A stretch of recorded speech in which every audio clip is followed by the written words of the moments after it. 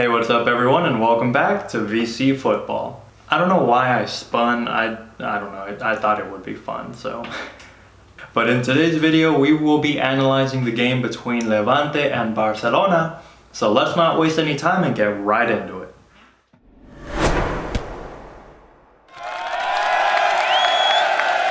So what exactly is happening to Barcelona? From being the team to beat just a few years ago, to now losing to Levante?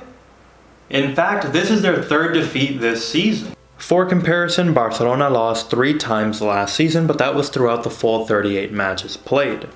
They have already reached that number of losses in only 11 matches this season. But if you think that's wild, in the 2017-18 season, Barcelona only lost once, the whole season. So if you go just based on the league, Barcelona would seem to be weaker season by season. But what is interesting is that all 3 defeats this season have been away from home. What is it about Barcelona where they just fall apart when they're not playing at the Camp Nou? Maybe that'd be a good topic for a future video. But oddly enough, even though the alarm bells seem to be ringing in Barcelona, they are still the leader of La Liga right now. But this is mostly due because of the other big teams in Spain also dropping points across the season so far.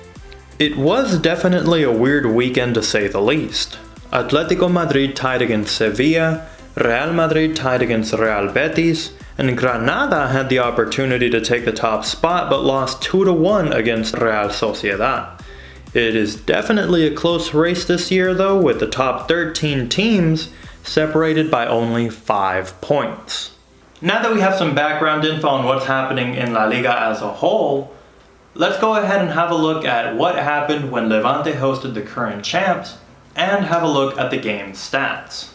So here's a crazy stat that never ceases to amaze me. Barcelona had the ball twice as much as Levante did, but still lost the game. Levante was just ruthlessly efficient. 3 shots on target, 3 goals. And might I mention that these 3 goals came in the span of 7 minutes. The absolute unraveling of Barca started in the 61st minute when Piqué attempted to clear the ball. And while I was watching, I did think to myself, ooh, Barcelona having to launch the ball instead of playing out from the back? This does not bode well for them. And sure enough, we see that his clearance did not get far as it was headed straight back to the penalty area and then found its way to Campaña, who slotted it home from the center of the box. This marked the beginning of the end, however, as only 2 minutes later Mayoral was found perfectly between the 2 center backs and blasted a curling shot from outside the box. And just like that, Levante was winning and Barcelona's misery was not over yet. The final nail in the coffin came in the 68th minute when, following a free kick, the ball was cleared back but only as far as Radoja, who shot from range and was inadvertently assisted by Busquets for the final goal of the game to make it 3-1. So what went wrong for Barcelona? Well, first, let's take a step back and discuss a major event in the first half, and that is Luis Suarez's injury. But this was a moment of deja vu because Suarez has again injured his right calf just as he did in the opening game of the season against Athletic Bilbao. And just going off of last time when Suarez got injured, he was on the sidelines for a month. But luckily for Barcelona and Valverde, it coincided with the international break.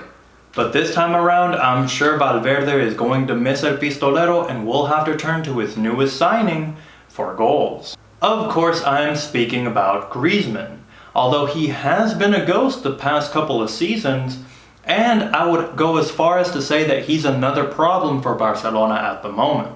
While he did shine initially the last time Suarez was injured, and it was actually the last time Messi was injured too. I'm not sure if y'all remember when both Suarez and Messi were on the sidelines. Barcelona played Real Betis in a game where Griezmann really stood up when they needed him most, scoring 2 goals in that game. But since then, he's only scored another 2 after that, and he hasn't scored in Europe yet. But as always, I do give credit where credit is due, and Griezmann does help out tremendously when it comes to helping out the defense. But Barcelona did not purchase Griezmann because he's a hard worker. They bought him because they need him for goals.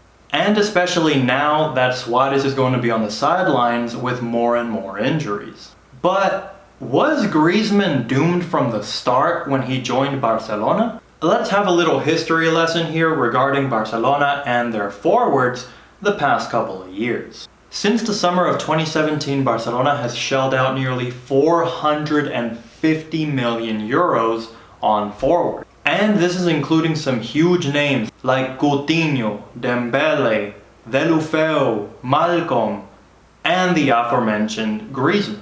And I'm sure most of you know where I'm going with this. Coutinho struggled to adapt to the Barcelona playstyle and has since been loaned out to Bayern. Dembele is already seen as a problem and is linked to a possible exit sometime soon.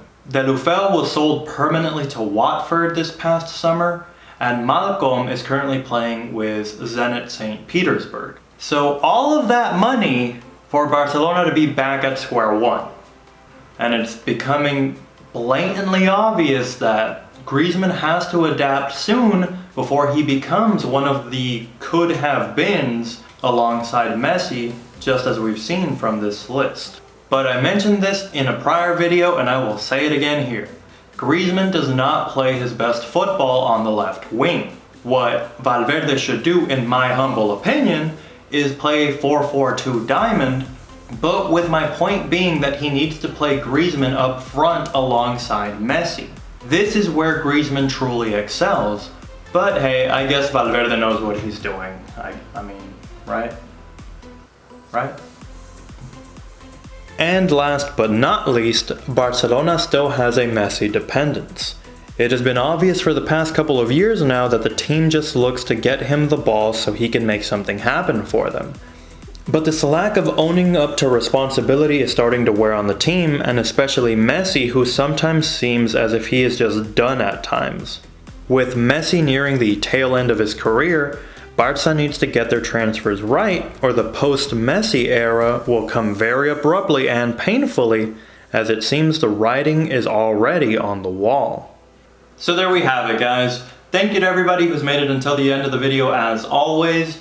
Be sure to like, comment, and subscribe down below. And make sure to share this video with a football lover that you know. We post football-focused videos every single week, so tell a friend, tell somebody. Oh, and be sure to follow me on Twitter at VCFootball3. And I've also posted my Instagram at the end of the video, so if you haven't checked it out, go there. I'm gonna try and post more often. I really need to work on my social media, I'll be honest with you. But Instagram, Twitter, at the end of the video. Love you guys. Peace.